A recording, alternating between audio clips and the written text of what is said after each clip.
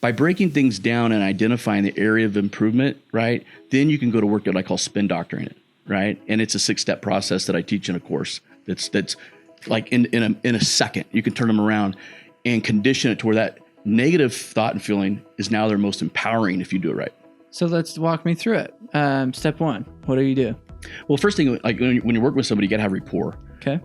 So like if you're out in the field and somebody's saying, you're like, you're trying to help them out, they got to trust you. And they're not willing to get helped. Yeah. So you can't help somebody that doesn't want help or is not willing to change. They got to want it. So it helps to create some leverage, right?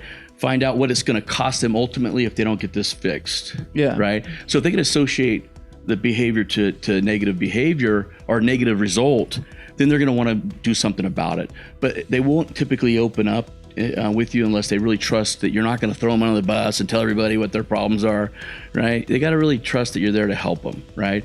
And so that's real big. That rapport is like the really first step. Okay. And then you really just got to listen to them, understand and appreciate their world, right? What they're dealing with and what's going on, and kind of listen for where the problem really, where they think it might be. And usually when you ask them what's wrong, they'll tell you, I don't know. But if you ask the question, well, if you did know, and let them think about that, then they can a lot of times find it. They become more resourceful. They say, well, I don't feel good about this, right? And so they're not going to perform very well at that. So you can identify it quickly if they'll open up to you that way and ask them what's going on. But a lot of times they don't know. So what we'll do is we'll record them, we'll mic them and record them, and we'll listen for it ourselves. And then it's like, I tell everybody, you can see with your ears, right? If you just close your eyes and listen, you'll feel what they're talking about as they go through it. And you'll identify, ooh, here's where they're stuck. Yeah, and I think there's a problem. You know how many managers that if you're listening to this and you're really like, oh yeah, we'll record them or we'll go through it. It's like, do you ever really take the time to do that with your people? Yeah, it's huge. You know what I mean? And I think a lot of people are like, man, I can't seem to get these guys to perform.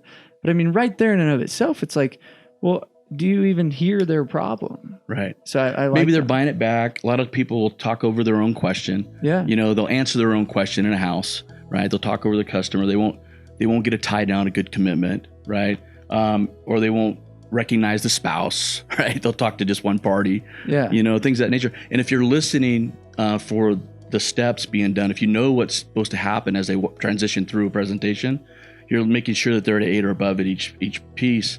And when you find the key area, I'd never overload them with too much improvement. Because like that's too much. I'll find maybe 1 or 2 key ones and isolate it and work on the top most important one first. That'll get the fastest result for them. Cool.